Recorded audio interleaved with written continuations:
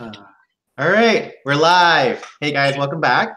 We have a completely different type of book this time, chosen by Amanda, and it was a really short but really fun read. But before we go into the book, Amanda, how has your month of January? Well, how was your month of January? Yeah? Sorry, you like cut out. Oh, it's okay. How was your month of January? My month of January went by very quickly, actually. Like a good quick or a bad quick? It depends on the day of the week. Some days were agonizingly slow, and some days kind of zip by. It was good. I figured out certain things for some difficulty that they're having at school. So things are kind of like now settled, and they're hopefully smooth sailing for the end of the year, which will be good. Yeah. I mean, it's always good to hear that a month went by really quickly, especially if it wasn't like negative quickly. You're like, oh my God, I just lost a month of time. Yeah, most days are not like that. Oh well. But I mean, I'm glad you're still alive, and I'm glad things are working out for now. Yeah. Yeah. Karen, how have you been? My month went on forever. Oh no. I think this whole last 2 weeks, it was like, I'm tired of the kids and the kids are tired of me. We're just we're done with each other. And I think what it is because it's rainy here. It's dark. There was the moon event. And so everybody's just slightly off. So every single day for the past 2 weeks, I've just been coming home and I'm exhausted. And my voice cut out in my last block today, so we're a little bit raspier today than normal, but we're here. I'm here. We're doing it. That's awesome. How's yours? My month, I was just like thinking back. It's been interesting. As you guys can see here, I have some new drywall on my ceiling. So that happens. More and more like a place with all the artwork. Yeah, right? But yeah, I had a hole in my ceiling for the first 2 weeks of January. Oh, yeah, is it patched? It's patched, and they're painting it tomorrow, and then they're going to spray the popcorn on it on Monday. But they have to. So here's the thing. So my ceiling, apparently, there are splotches of it that's not true white, obviously because it's an old building. So they have to shoot the popcorn on, and then they have to paint the entire ceiling. So like from the kitchen all the way to where I am here. So I have to move all of my furniture out. They have to paint the whole thing, and they have to paint this one wall here because they damaged the paint there. So they paint this entire wall as well. So I was like, oh, well, I mean, on the plus side, I'm not paying for it, but it's kind of annoying because I wasn't expecting it. But hey, you know what? Like, at least it's being fixed. Like, there have been like, horror stories of people having a hole in their ceiling for months. That's true. Yeah. I'm really happy about that. I had 2 students who did piano exams. One of them actually deferred, and I was really, really happy, which is great because she needed just a little more time, and the other one just like went through it. He did his grade 10 and done, and he wants to do ARCT. I was like, okay. Wow. Yeah. So I was like, oh, this is a bad thing. I mean, it's a good thing. It's my first like performance level student. I've never had anyone pass grade 10. Oh, that's I'm very awesome. excited. Yeah. So I mean, like, I'm just geeking out right now because I was like, oh, what can I teach him now? Now we don't have to do technique or sight reading. We can just do pieces. Oh, yeah, we win. Because that was the one thing that drove him. He was just like, if I were to do the next level, do I have to do all these things? Like, no, you don't have to anymore. No more evil arpeggios. Although you know, us as professionals know that those actually are still very helpful and sometimes. I mean, you're playing the arpeggios still, but they're in just the context of a piece. It tricks you. Yeah. Well, I mean, like even small things. Like I mean, I haven't played like seriously in a while, but I find that like let's say if I'm playing something in D flat, if I just play a D flat major scale, it just kind of attunes me to that key a little bit better. Just like right before, and I was like, okay, I'm set on this. I kind of have like the idea of the mood of how it's supposed to sound now. All right, I'm good to go. Maybe I should start trying that because sometimes just changing keys back and forth, my brain just is so slow to respond to it. So maybe I should start doing that. It works for my youth kids. Like I'll just play a chord for them. I'm like, okay, this chord is in this, and it's just boom, boom, boom, boom, boom, and they're like, oh, okay, I know how the song goes now, because it's that memory, right? Yeah. But I'm stuck in D major forever. Well, no, you can go G and D with C.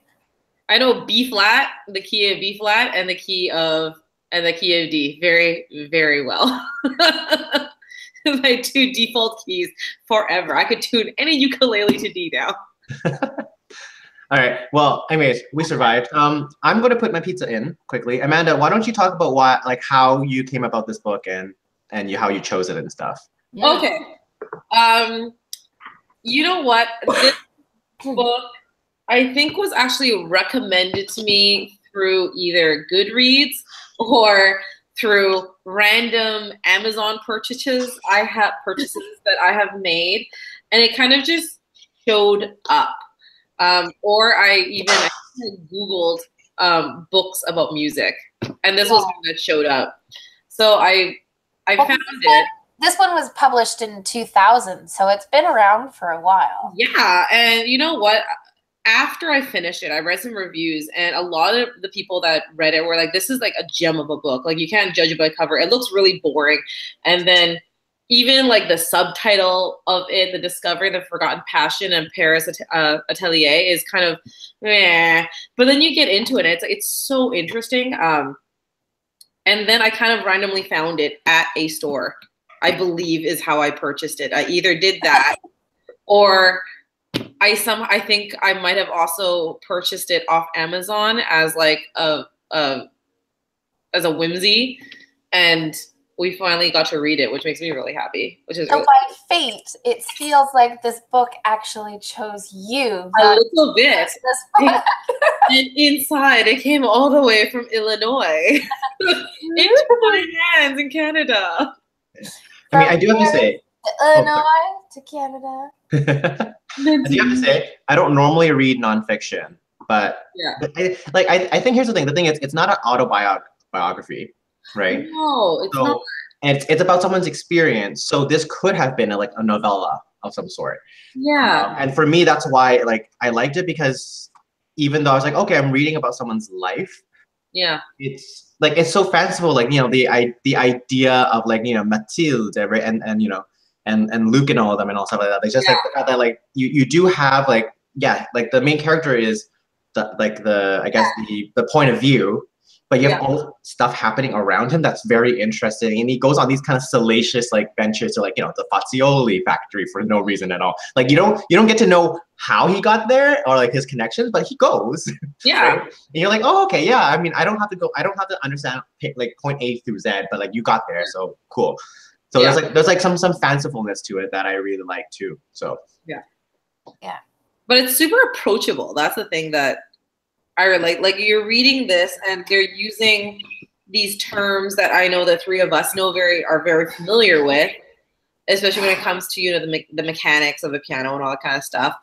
But the way that is explained, I'm like, oh man, this is so understandable. Mm-hmm. And then he doesn't try to make it I'm getting into it now. Sorry.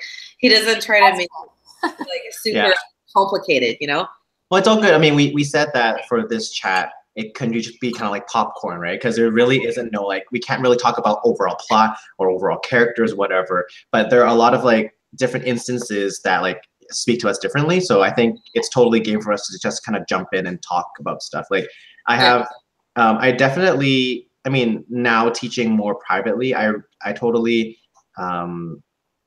understand his hatred for performing live. Most of my students don't like it. And most of my students must do it because their parents are paying me and they have to see that progress. And he says it right here, right? They're only doing it because their parents are paying this teacher and they must do it. And for me, that was something that I struggled with. And that's why I play duets with my students. So I share the stage with them. So they're still playing for their parents, but they're not alone on the stage. Yeah. And they don't have to announce their piece if they don't want to. They still have to dress nicely, but I'm not very strict about it. I try to make it something that's approachable to them. And I try to make it an educational thing, but because I don't want that environment of they must do this, and I don't want those kids to freeze on stage or like, you know, have one bad experience with an exam and never do one again. Because exams aren't terrible. I just don't want them to have a terrible time. Yeah. Yeah. I remember like those gut churning few minutes before, like, not that I ever freaked out, because I guess I assume that all three of us, we got so used to just being up there and doing like piano recitals or exams or whatever. But that 10 minutes before and being like, I'm going to throw up just a little bit before I go on. And then just kind of just suffering through that for however many years I did piano. So it's interesting because that, yeah, like you said, it's all those thoughts of like, oh man, if I didn't have to do recitals, I did piano lesson, I'd probably have a little more fun. Yeah. And I wouldn't but I think also it makes us very unique, very special, right? Because we were the ones that survived all of that. We were the ones that went through the gauntlet, essentially. Oh my gosh. Right? And we came out the other end. And thinking about it, think about all the people that you know had the same teacher and they're not doing music anymore. Think of all the people who did that one concert and we never saw them again, right? And realizing that, oh, there are teachers like his first teacher who are very nurturing, who really, really want you to learn how to love music. And there are those who are just like, you just got to get over it. You just got to do it, right? Oh, it starts on this note, right? That kind of thing. Yeah. Yeah. Because I even think of like Friday music. Wow. I think of like Friday music at UVic and seeing like first year students go up, and you always knew because you could see the knee shaking in first year students and being told like, you have to do this. This is part of the requirement. Go do your Friday music. Go do it with, like for you guys to be, go do it with your musician. Go do this. And seeing like the absolute terror. Yeah. Well, and that's the advantage that the piano students had, because we were always doing exams and recitals, so we were performing, and then you get these kids fresh like out of band that right, England, and they're coming in and they don't really perform solo. Yeah, or even in a quartet or an ensemble, like a small ensemble, small chamber music. Never done it before. Or even, but the same thing is opposite. Whereas there's so many piano players who are so used to playing by themselves, never ever played with somebody else, and then they were not exactly a team player because they just didn't know how to play with somebody else. Exactly, yeah. Which is why it's good, Matt, that you're playing with them duets so they can feel another person there with them. Yeah, like I said, I realized that just because I can do it doesn't mean they should. Yeah. Right? Yeah. They shouldn't have to do it if they don't want to. There was an interesting quote that I picked up on in that same section that we're talking about the whole performance. And I think it was one of his teachers that said, music isn't music unless you play it for somebody else. And that really got me, because I was like, what?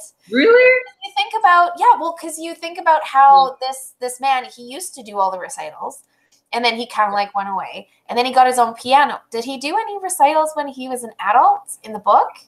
No, he was doing it for himself. He got back into it because he realized how much he missed it and how much he loved it. Yeah. So I feel like it's a weird way of thinking. Like, yes, music is a shared thing, but it doesn't have to be. You can't say music isn't music unless you play it for somebody else. You can't say that. Yeah. Well, I mean, it kind of like, I don't have people like this in my life anymore, but like, you know, when you're around, like say like, you know, family you haven't seen in a while, you're the token musician.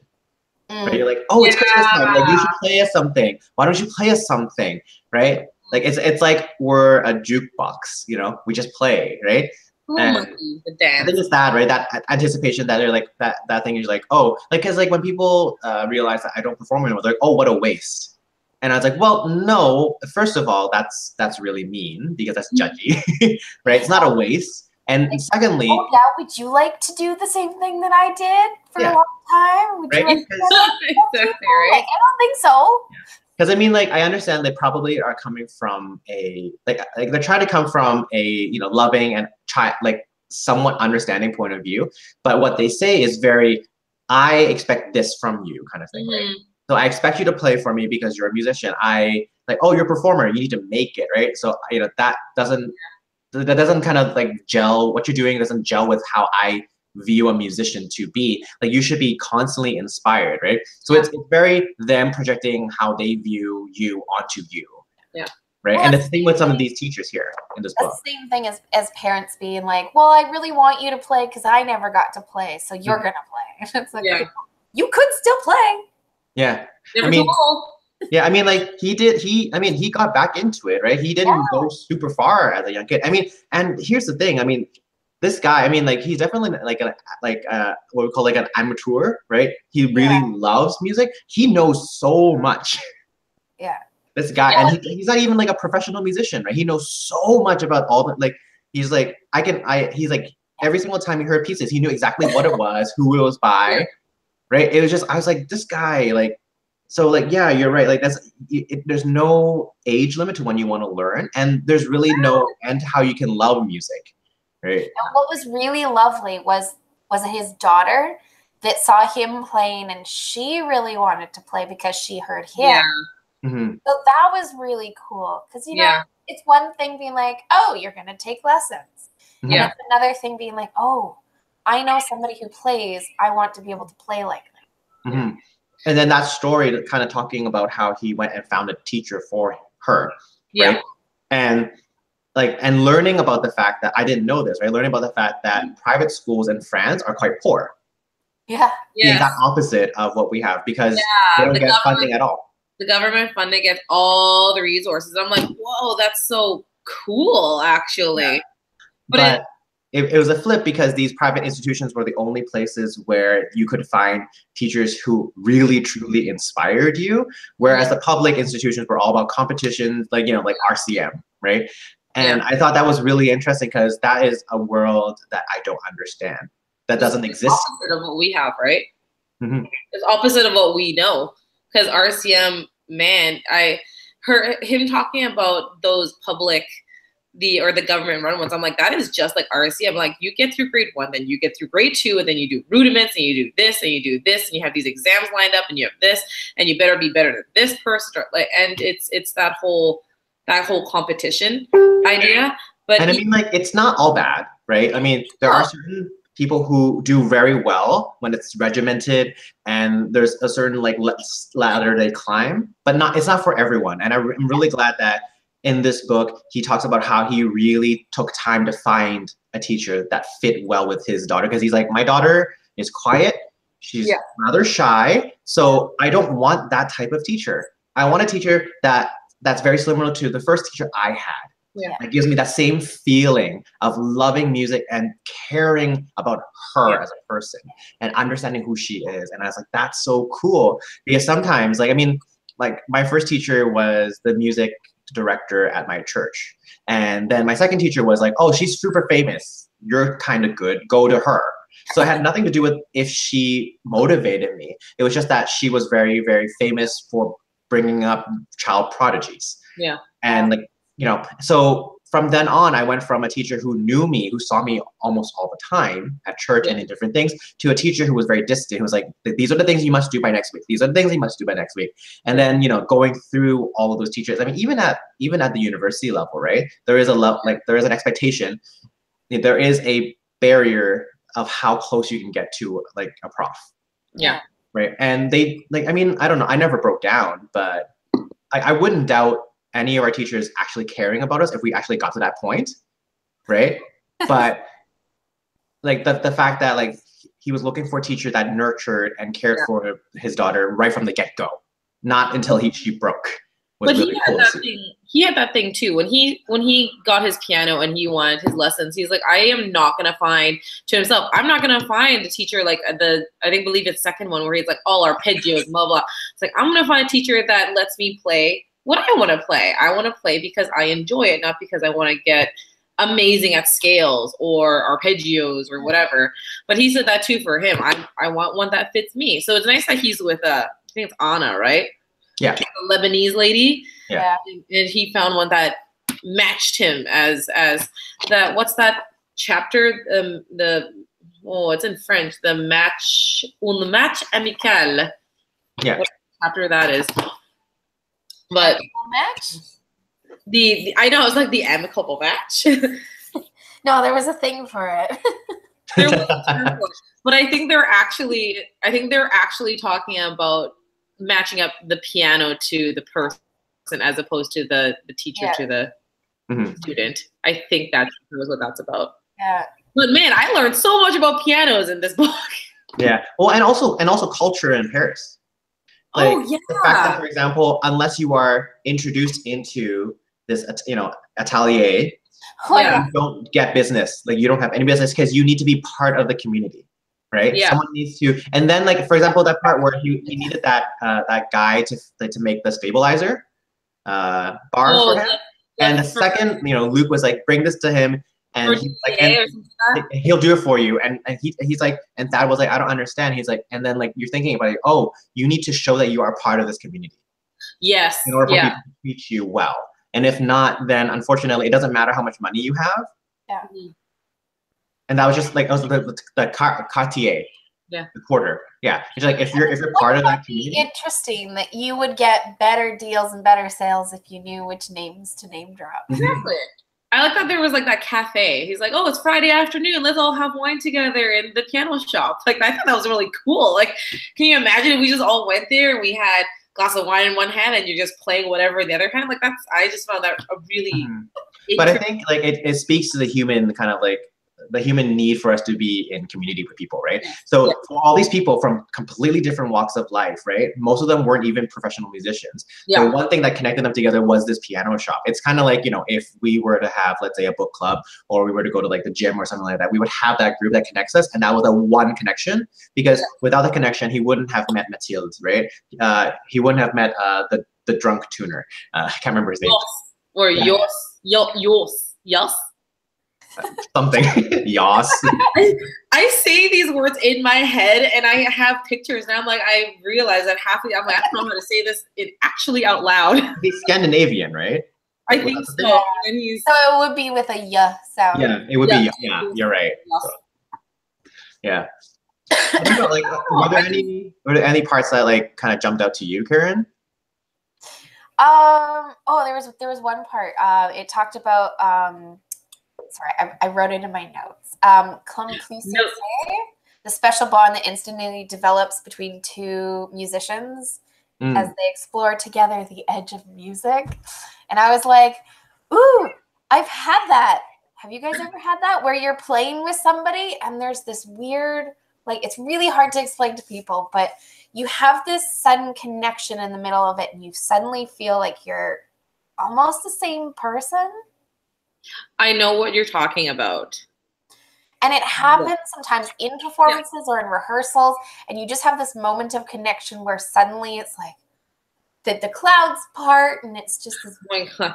I actually had that in the Glazunov concerto. when you did the condensed score, and we actually like made it through the Glazunov concerto, I'm like, oh my God, Matthew, thank God. And then you left. Yeah, for those of you who don't know, Amanda and I used to play music together in school. Yeah. Like that. Yeah. You can't explain it. Yeah, you're right. You just can't explain it. It's just like it's not really even I don't know if it's even a feeling, because I think calling it a feeling kind of downgrades what it truly is. Yeah, it is literally it's a connection. It's a connection that just almost a spiritual moment. Yeah. It totally it's is. Like you get to that point, you realize like you're like all's right with the world. You're transcended. Transcendent. There we go. That's yes. You're like, oh my gosh, it's that whole like we are so on the same page. Yeah. On so much of this. Yeah. I have explained this to some people, even musicians. I'm like, okay, when you have that moment and this happens, and sometimes you get the okay, I know. Yeah. But the looks you get when people have no idea what you're talking about, they're like, okay. Like the scientists in the groups are like, yeah, you guys bonded on a spiritual level. And you're like, no, really, truly. You don't even understand how important this is. So important. I think I had it with all of the people I accompanied. I loved all my accompanists, but I worked the most and probably the most in-depth with Poon because I've had him for so long. Well, you guys also are friends. And we were also friends outside of the faculty and stuff. And I requested him when I was asked to get an accompanist. I had requested him, I believe in like first or second year. Oh, you're talking about me again. Okay. Yeah, I'm talking about you. Because I'm pretty sure I said like I have a guy and I think he's willing to accompany me. I have a guy. And I requested Poon, and I was lucky enough that he took me. And it was like 4 years of him being like, Amanda, we need practice. I'm like, I know, I don't want to. Can we just go get instead? Yeah. Karen, were you in music comprehension or performance? No, I was in music ed. Okay.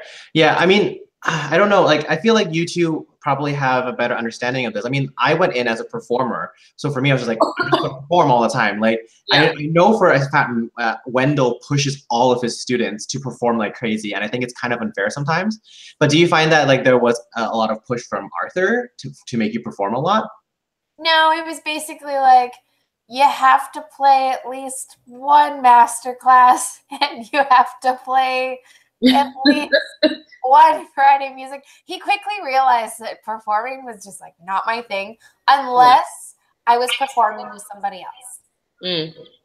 And he would get so mad at me. Talk about, okay, I had a rough first semester with him because he treated me like all the other piano students. And you know, I'm not like other piano students. But he would be like, you want to play Chopin? I was like, nah, I hate Chopin. I don't want to play it. He's like, here's the Chopin. And I'm like, that's not how you win me. That's not how this works. So I like hated him because he was like, you have to practice your music. You can't just practice the accompanying stuff. And I was like, I enjoy the accompanying stuff, and you're trying to make me play Chopin. So like he didn't get me. And then there was a couple times too where I'd be like, he goes, well, what kind of piece do you want to play? I said, I don't know, something that uses the lower register. And he goes, what? I love that. That's the best answer. And he goes, I've never had a student request a register.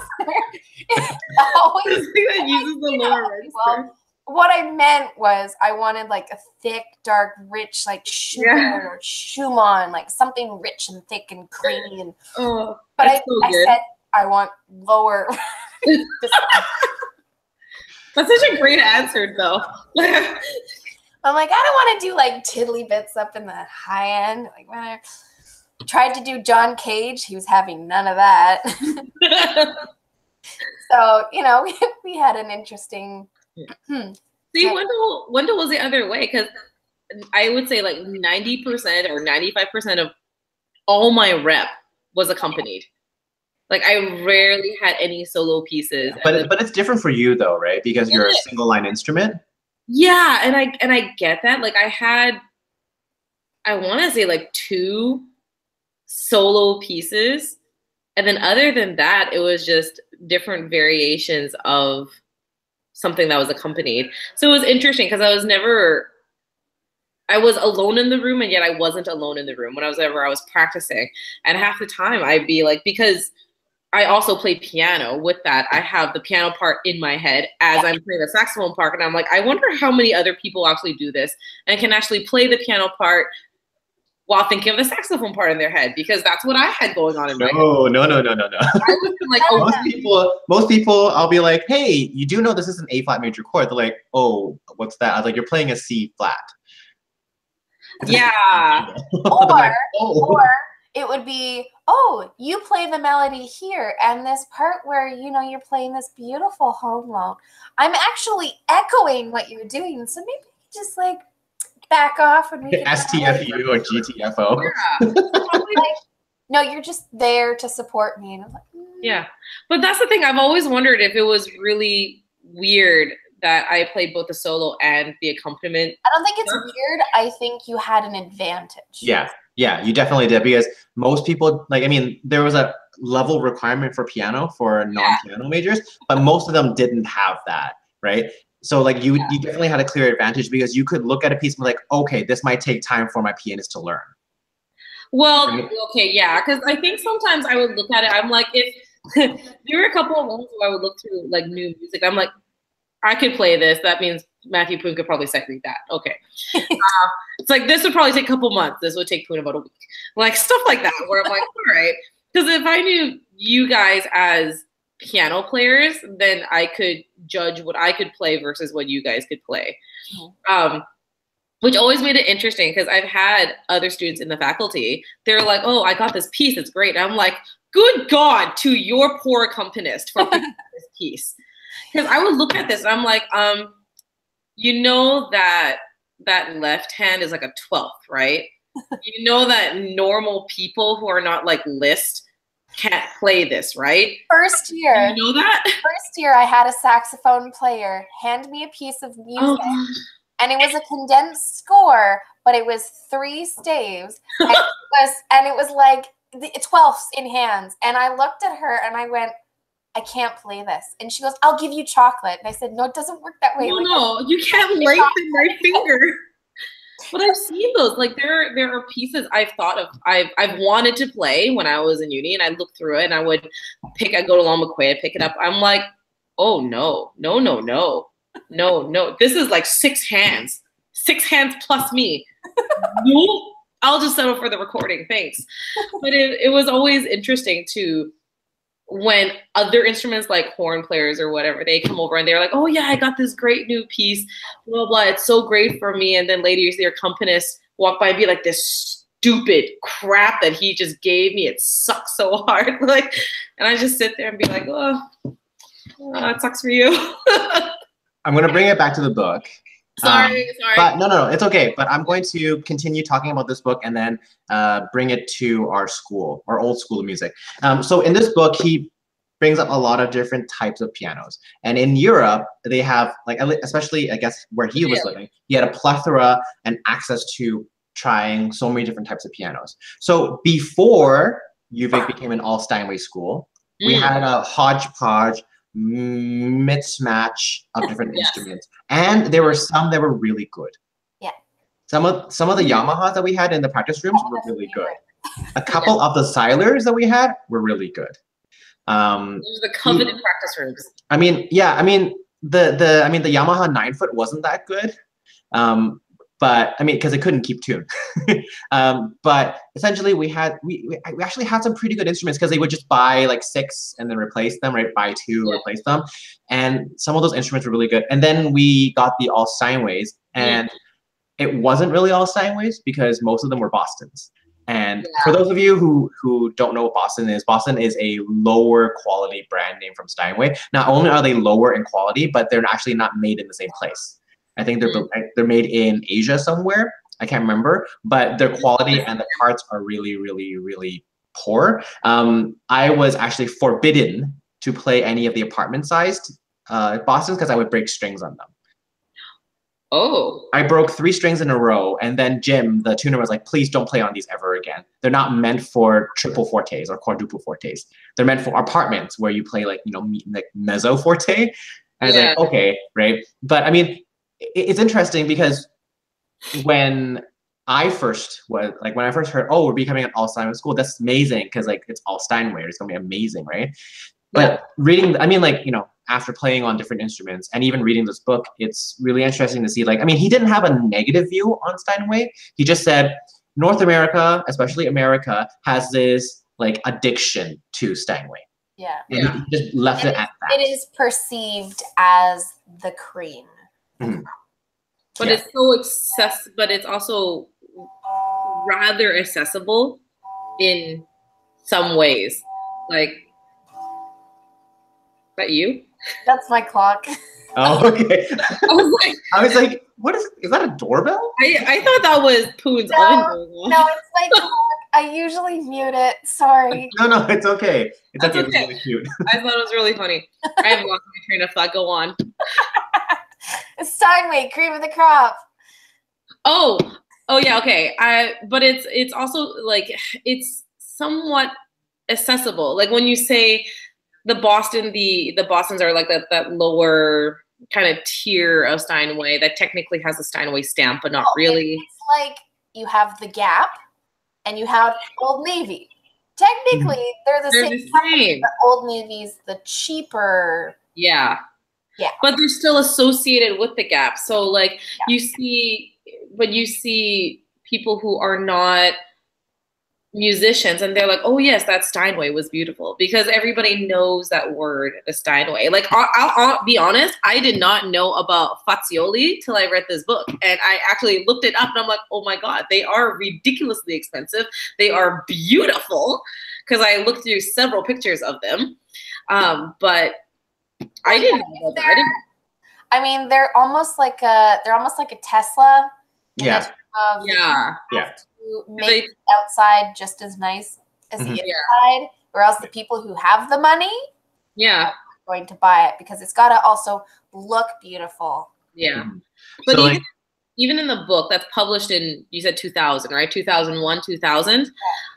And it's saying in here that the like basest level plain black lacquer Fazioli is like close to $100,000 in 2000. So now I'm thinking, I'm like, okay, so now we're 18 years later. So that's probably like, you know, $150,000, $200,000. No, more than that. I mean, I don't know if you've been to Richmond, to the Aberdeen Center, the Fazioli store there. Oh, are they in Aberdeen? Yeah, they're the top floor. So the Fazioli store in Richmond is the most successful out of the whole world. They sell more pianos there than anywhere else in the world. It's because there's all these Asians that are rich, essentially. Okay, there we go. But like, you know, they hand make all these instruments, right? There's a limited amount. Yeah, with the red spruce. Yeah, I remember the first time I heard of Fazioli was when Angela Hewitt was playing at the National Arts Center, and she flies with her Fazioli. So the instrument goes with her. Yeah, whoa. Yeah, essentially. It's like it's a 9-footer. Yeah, but I mean, it's beautiful sound, right? You can get away with it. So. Yeah, I mean, like if you have the money, right? Take it with you.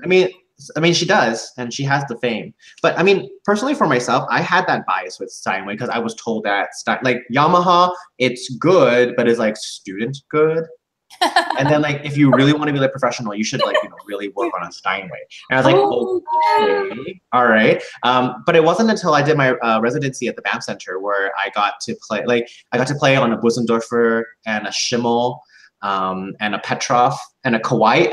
And here's the thing, like everyone's like, oh, Kawai is kind of like a bad instrument. The Kawai in my friend's unit was better than my Steinway that I had at the BAM Center. So we both have 9 foots, but hers was played on more. So the coloring and the voicing was perfect, and mine just didn't sound like it was played on much, right? And he talks about this, right? It doesn't like sometimes it doesn't matter the make if you don't play it. You're murdering the instrument. Yeah, right? You're shutting it up for good. You're essentially if you leave it dormant, it will just die. It doesn't matter how good the instrument is. Yeah. Which is why I should play more. When I get my piano tuned, my piano tuner's always like, you deserve a much better instrument. I'm like, but aww. I mean, there's things I don't like about it, but there's things that I love about it. And I'm like, there was a moment when I sat down to play it and I just fell in love. And so I was like, yeah, like I mean, I'll have to keep it. I mean, like, and Mathilde had that too, right? She was trying to look for that first instrument she had. It wasn't anything perfect, right? It was, she said it was, you know, there's a bunch of problems with it, but it connected her with her father who passed away. And for her, that was the only thing that counted. And it just, there was a feeling when she played it that made her feel something. So it had nothing to do with the quality of the instrument, but it had to do with her emotions and the memories that she has with it and the feeling that she gets. That's transcendence, right? That she gets when playing that one instrument because it ties her back to her deceased father. Oh yeah, that's like the piano I have here now. I've had this for a good long time. This is the only piano I've ever owned. So is this the one that was at your house? Okay. We moved it after a couple years of being in the townhouse. We moved it from my parents' house to my house, to our townhouse. So it has this thing. I don't plan to ever really give up this piano, I'll be honest. Yeah, I mean, my Yamaha is at my parents' place right now. I can't move it because I can't fit a 6'5" piano in here. I know, right? I went, I have someone that I live with as well who might not enjoy that. But have no living room. That instrument, I mean, I bought it when it was 11 years old. It's probably over 25 now. So it's on its way down in terms of value, but I don't care. But it's sentimental. Right? There's like one pedal that squeaks a little bit, and I was like, but I've learned how to press on it so it doesn't squeak, right? Yeah. And like the action, like you have to press the left pedal like a little bit more forcefully, so then it actually moves, a little bit more like I've learned to work with that, and there are certain parts of the register that just doesn't speak as well, but I've learned to play with that. Like I've learned to really know how to speak through this instrument, and whenever I try other instruments that are perfect, there's no character. There's nothing there for me to be like, oh, I'm going to learn to love you. You know? Yeah.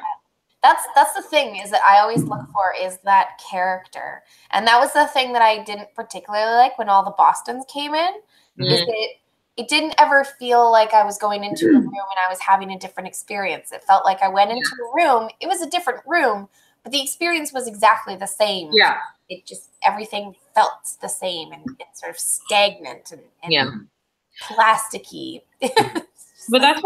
But that's what Luke keeps on saying, why he's in love with all these different pianos. He's like, everyone has his own nuance. Everyone has his own personality, and we want to fit the personality of the piano that's now used to the personality. I want to see that Lemonwood piano. Oh. Yes. I cannot stop thinking about that one. Oh my god. I want to know what it sounds like. I was reading, I'm like, is this real? Is there actually a Lemonwood piano? I want to see the model that Beethoven played on. Beethoven's piano. I want to see, even though it was like a kind of a hunk of junk. Yeah. I mean, hey, you know what? Reading this book, I would love to actually buy a couple of these copies and send them over to my history students right now, because this teaches them why classical music was written a certain way and why Liszt wrote in a different way. Yeah. All of this in 2 chapters. You get all of the information on the evolution of the piano and how these composers were pushing the limits of what these instruments could do. So people responded and they created newer things and adapted to things. I that's so cool. And I just love that they would go up and they would play the piano and it would break. And it's like, don't worry, we got one on the other one. Yeah, they roll it in. We'll bring one other one on. And we'll keep playing. Oh, no, it broke. I can peel this one off. Bring another one. Don't worry, we'll fix it. We'll just get the sitar strings from over there. Oh, yeah. The sitar strings. I read that a couple times. I'm like, I was kind of confused. I'm like, oh, because they can be used as replacements, and he wants to be a supplier for all things keyboard. I'm like, okay, now I get it. But I just thought it was really strange. Yeah, those sitar strings were specifically only for a certain type and a certain age of piano. And I thought that was really cool because not only is it ingenious that he's like, oh, these strings actually work here. They're handmade and they're very expensive and they're hard to come by, but they work very well just for this type of piano. Not for anything. It's like how certain string players, they have certain gut strings, certain nylon strings, and certain synthetic strings, right? We don't get that in piano. We don't get that level of like creativity when it comes to our sound, right? But like this sitar string, but like this sitar string really works with that. I was like, oh, this is really cool. He has that there. He also had like, I also love the fact that he's like, well, this piano's shit, so I'm just gonna chop it up and make it into firewood. Yeah, I know. But I'm gonna salvage parts. I'm going to take everything that's valuable, and then the rest of it's going to keep me warm. Yeah. One thing that was cool about my piano that I didn't know. So, okay, before I say that, one thing I didn't like about the book is that it didn't mention any Canadian manufacturers. It mentioned a couple American, and it talked about sort of that era where everybody was producing pianos. And I was like, Canada, like Ontario, Toronto, there was a mass ton of pianos they were producing. Yeah. And it was weird that there wasn't even just like a throwaway line to be like, oh, and the Canadian piano manufacturers that aren't around anymore. Like there was no throwaway line. I was like, no. There was throwaway lines about the Asian pianos. Yeah. It almost made sense because it's just so focused in on the European side of everything. Oh, yeah, it's European, American, Asian. I know, yeah. So I was like, what? Anyway, so my piano is a Canadian piano. Is it a Heinzmann? Sorry? Is it a Heinzmann? No, it's a Nordheimer. Ooh, I haven't heard that one. Yeah, so We should all go over and play Kron's piano. it's pretty old, nice ivory keys. Ooh. And I liked that it said in the book that piano players like the ivory keys, but his reason was that it absorbs the sweat. I'm like, what? It absorbs, yeah, because it's porous, right? Yeah, but I'm like, that's not why I like it, but okay. And my strings started breaking on me, my bass strings. And I was like, oh, what's going on? And my tuner was like, yeah, they're steel strings, and they've been tense for so long that they're just old. And so he's like, so now you're gonna get new ones, and we replaced them with is it copper? It's like a copper hybrid now. Yeah. Yeah. And I was like, oh, copper. Okay, well, how come we can't get steel anymore? He's like, oh, they stopped making them. I said, well, when did they stop making them? He goes, 1935. So I went, oh, wow. So my piano has original steel strings. No wonder they are breaking. Mine's from like 1914. And I'm like, ooh, okay. That's impressive. That's really cool, though. Tuned for that long. Which so we're talking about different sounds of strings. Mm-hmm. The copper bass strings I find are very bright. Yeah. And you can actually hear them very distinctly. But the steel strings are all very muddy. So if I ever play a piece that has bass melody, it all kind of sounds like a wash. A lot of lower register? Yeah, a lot of lower register. That's probably why I like the piano, because I'm like, ooh, rich and creamy. But I thought that was a really cool thing. And I was like, oh, they stopped making steel strings in 35. Well, because the war and all that stuff, needing steel for other things. But I thought that's a really neat thing that I don't think a lot of people would know. So yeah, it's one of those things where you don't get any of that kind of history unless you do have a piano that is from like pre-war decades. Because my Yamaha came out in 90, I want to say like 94, 95. So it's not that old. It's like so old. I know. It's pre-millennium. Right? But the only thing with my piano is that it had a sticky note that got fixed, and then I know it does not have ivory keys, but I remember, I don't know why, but there's a nick. Actually, I remember there's a nick on one of my keys. I had dropped something super heavy, and I knocked part of the tip off. And I remember seeing that, and I cut myself on that key when it was sharp. But now it's actually nicely like roded down, so it doesn't hurt anymore because I played that key. That's good. Yeah. I mean, sorry, go ahead. I mean, the thing is, Amanda, like you are lucky in the sense that you have a level of like kind of creativity with your instrument, right? You can change, like, you can change the neck, you can change the mouthpiece, you can change the reed. Yeah. You can like, you work on maintaining your instrument, right? And it has to be a certain way. And if it's sticky, you should fix it. Like, I was always taught to just play on the piano, and if anything breaks, do not touch it, do not fix it, let someone else do it. So I don't have, I mean, I love my piano, but I don't have that sense that like I've never nurtured it. Yeah. I've never, like, it's like, oh, my string broke, I'll just let someone fix it, right? I've never cared about like, oh, I didn't know that they were copper, like copper hybrids now. I didn't know about the tuning and everything and the climatization, and I didn't like. Oh, really? Okay. Yeah, I didn't know much about that. Like remember, like my life was just practice 8 to 10 hours every day. Right. And that's that. I was never allowed to be creative. Like the reason why I make my students do duets and I arrange music for them is because now I get to relive that part of my music education that I never got. Yeah. It was always just like, Chopin, Debussy, Beethoven. And that's why I don't play Chopin, You guys will love this. Today, totally unintentional for like this. So my voice was completely shot for singing for my last block, and we started talking about the families of instruments, and the kids said, oh, piano's a stringed instrument. I'm like, technically we call it a percussion instrument. Let me show you why. And so I brought the piano out, and I took off the front, and I took off both the pieces so they could see all the hammers. Yeah. And then I let them come up and look at it and watch the hammers going by and be like, this is how a piano's played. Yeah. I'm like, that's kind of cool. Of course, then my principal apparently was like, because he heard the kids, you know, just Banging away. banging away on the piano. He comes out and he kind of goes, "Is that intentional?" The secretaries are like, we think so.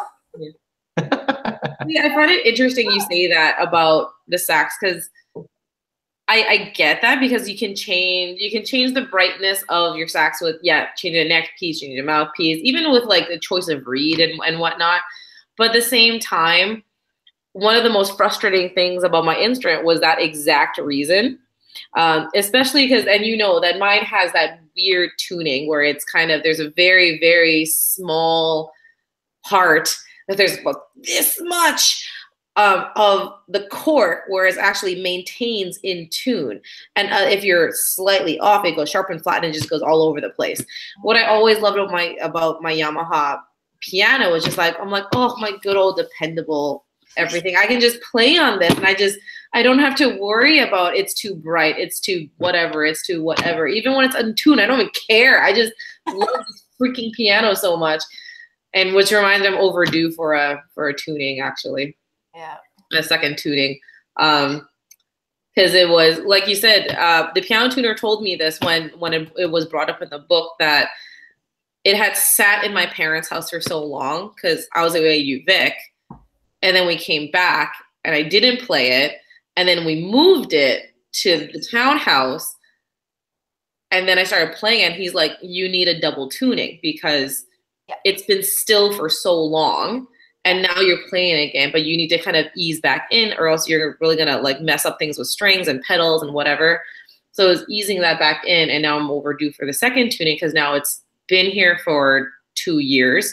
You let it settle. You have to let it settle. You have to acclimatize. Yeah, and and unfortunately, the worst thing about where it is that it is right outside wall. No, it's not on an outside wall. It faces into the kitchen. It faces into the kitchen, but on that wall there's a vent.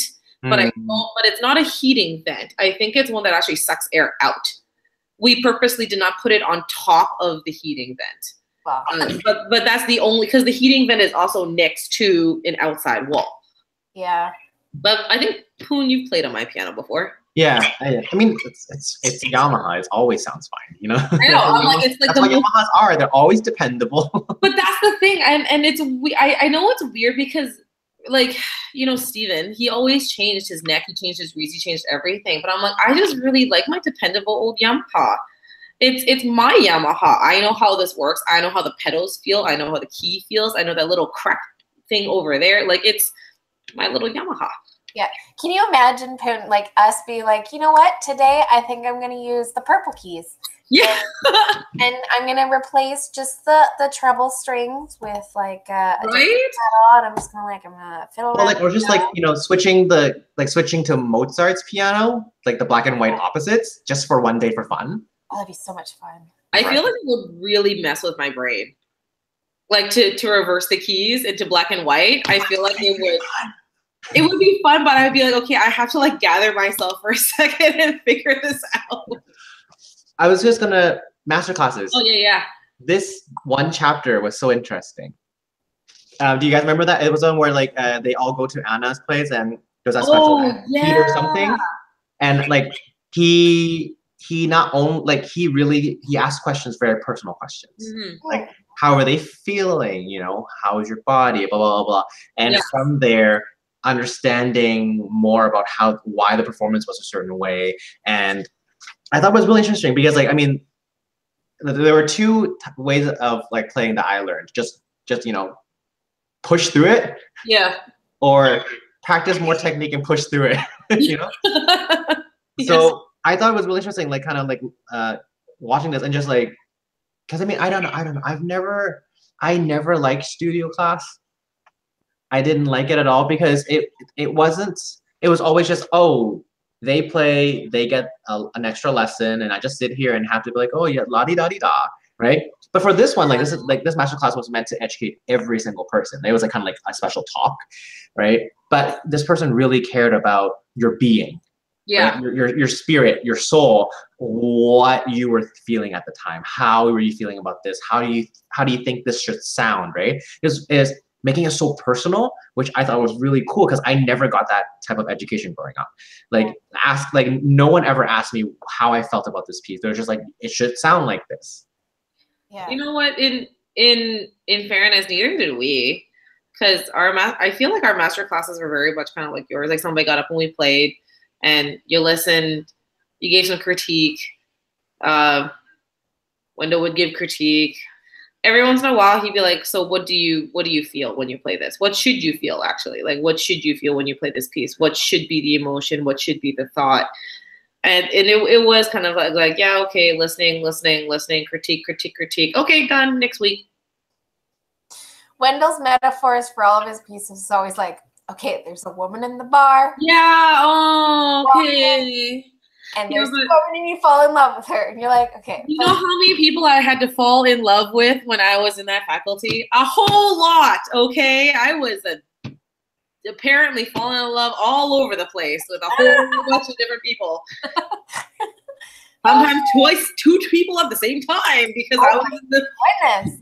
But think of how exciting that piece would be. You should have heard, oh my goodness, some of the things that he had us think about, especially when we played in quartet.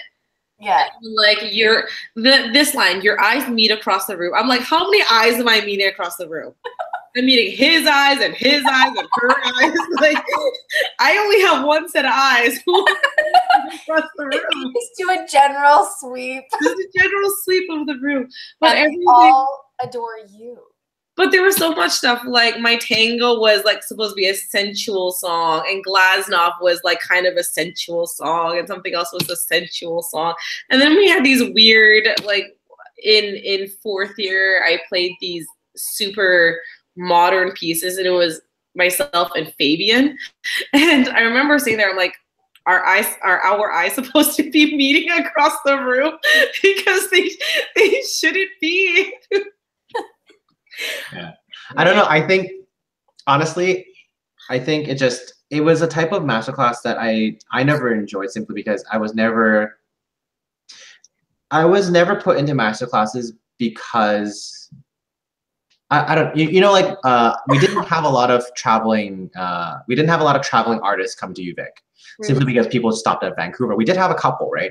But the people who would always go were always like the best of the best. So it's just like, great. We get to listen to this person who already knows how to play this piece really, really well, have a masterclass, which essentially wouldn't really do much for them.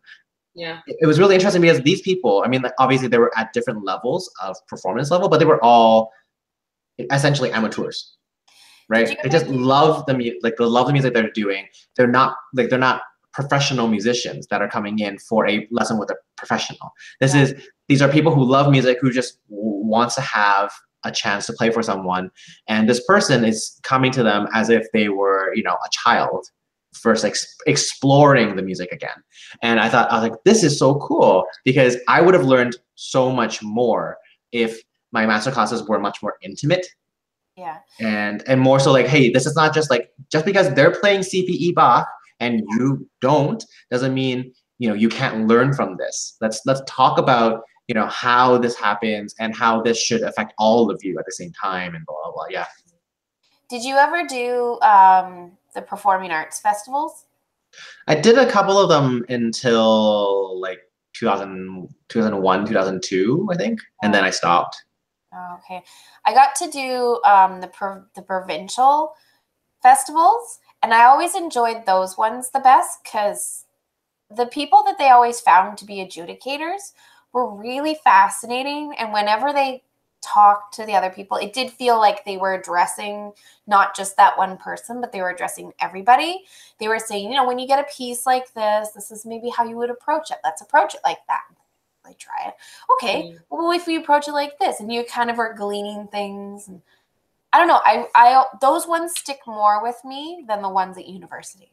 Yeah, I think it's because once we got to university, I think there was just an expectation that we should know all this stuff.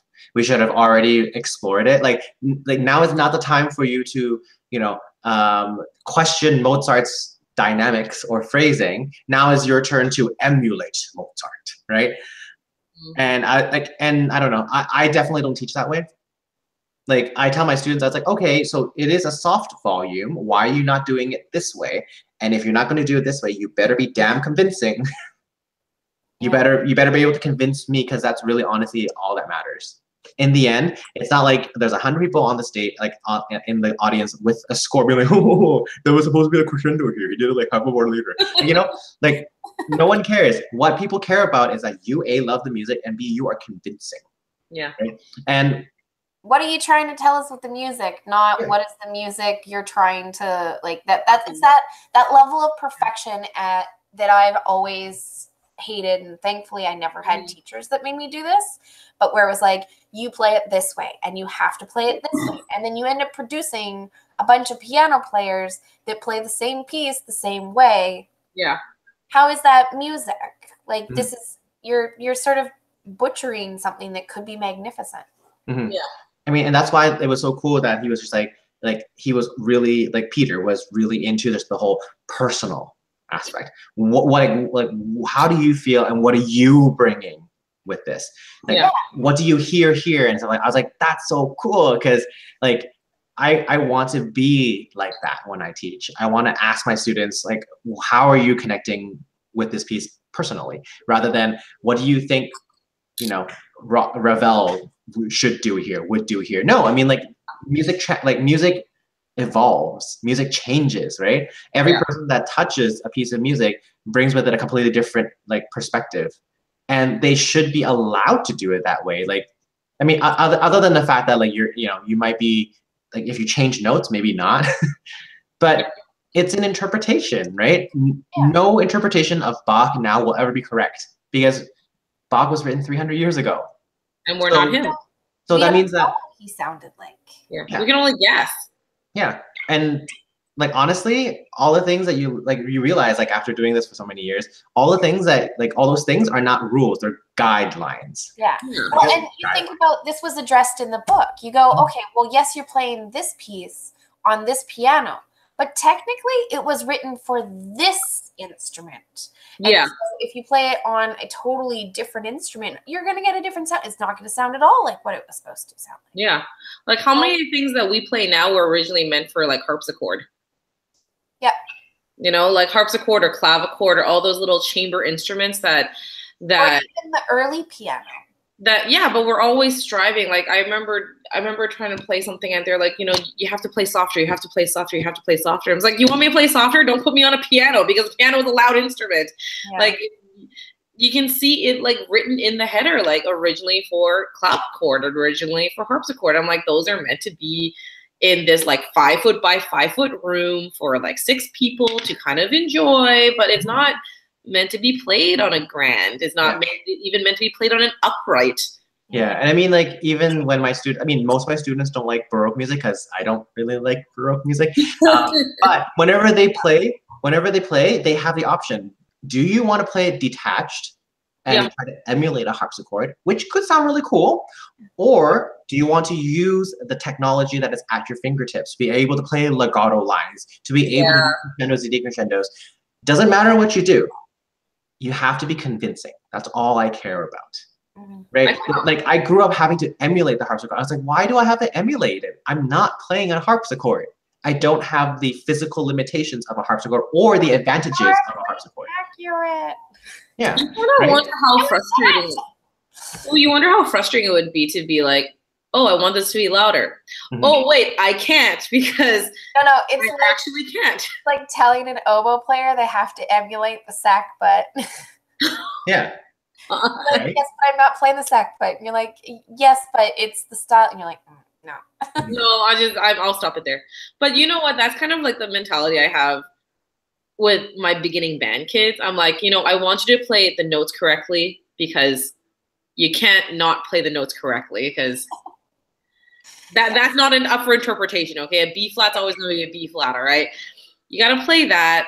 You have to play your slurs. You got to play your staccatos. But other than that, like, yes, we can take liberties with dynamics because you can't control your dynamic anything lower than a forte right now because it's your first year.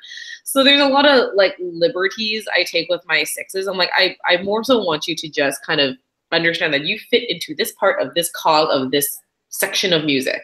Yeah. And it is our own interpretation all the time. But even my sevens, I'm like, you know, I just want you to know, I want you to know where you fit in. I want you to play as best as you can. And other than that, I don't want you to sound like the group that I played for you. Like I have them listen to the piece. I don't want you to sound like that.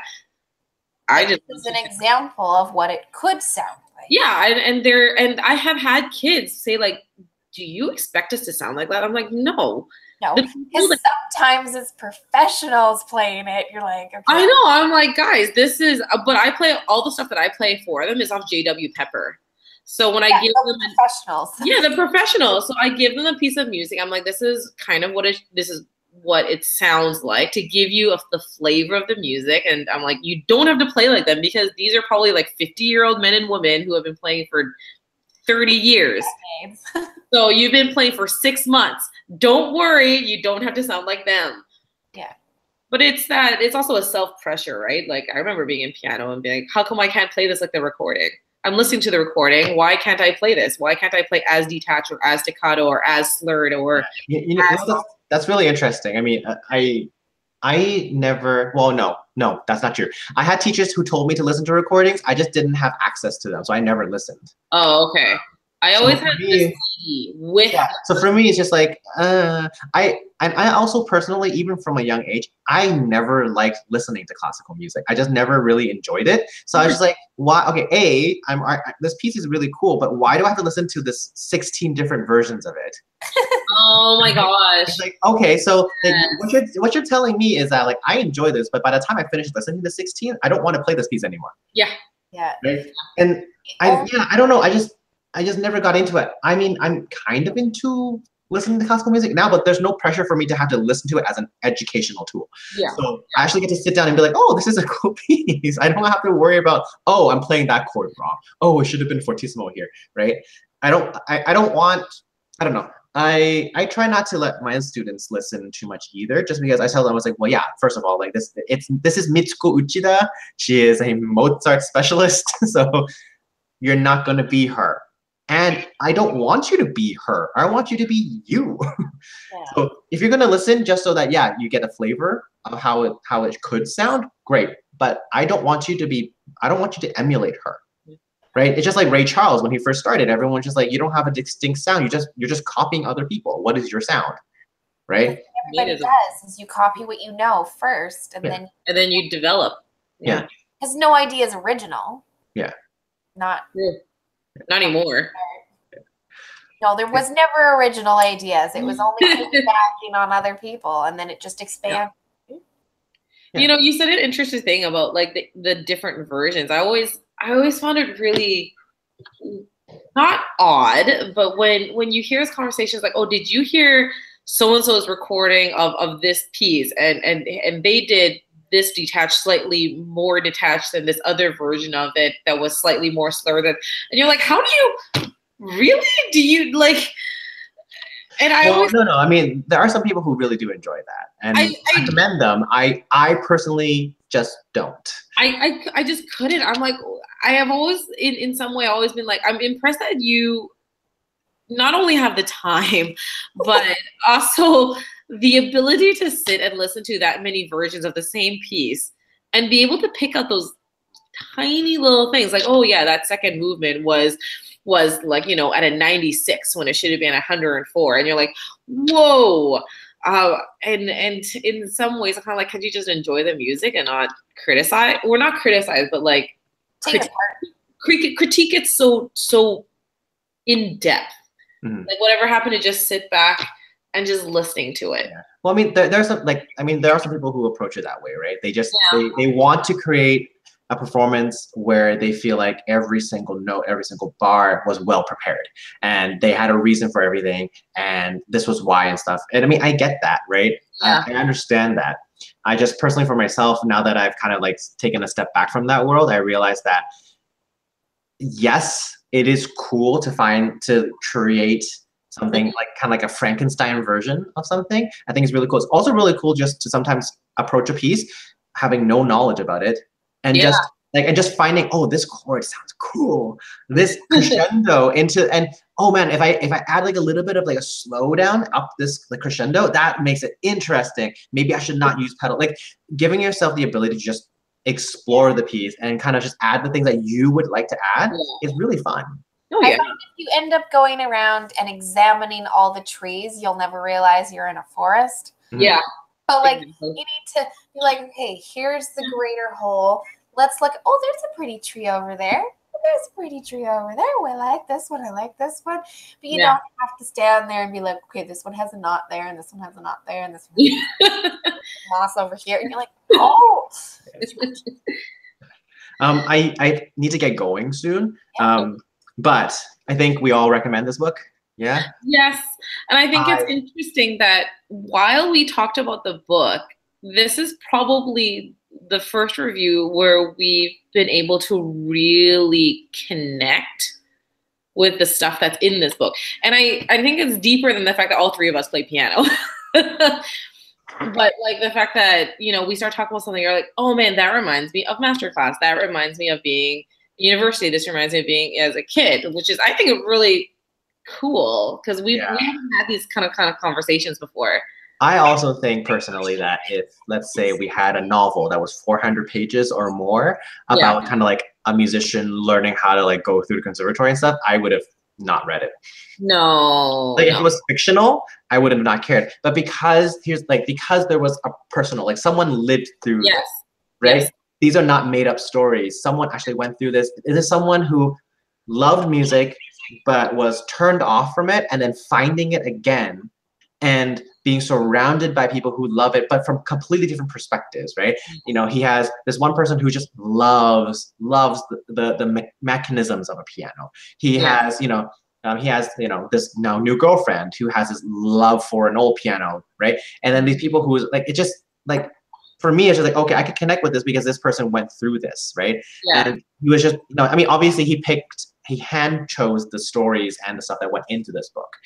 But for me, that personal connection was enough for me to read through this and be like, I could sense his excitement whenever he got excited about something. Because the second he got excited about something, he would start explaining it and giving us a lot of detail. I was like, oh, he gave us 3 pages of explanation. He was really into this, guys. He's really into this. And I don't think I would have gotten this if Zhu Li from last time was talking about her practice regimen. Oh, yeah. No, it's not the same, right? It's not the type of book that you would read and develop. But you can feel the personality in this, which is really, like, especially in the beginning. I want to take this guy out to coffee. I want to just sit down with him. Right? I want to talk to this guy. I want to talk to Thad Carhart and just be like, hey, I want to know what comes after this book. Do you still have your piano? How's your daughter doing on her lessons? And you're sending it in the recorder because I want to know. Yeah, I know. It was fun and it was a nice light read. I mean, I think what was good was like January. I didn't know what January was going to be like, so it was kind of nice where like I would read like 40 pages and be like, wow, I put a dent in this.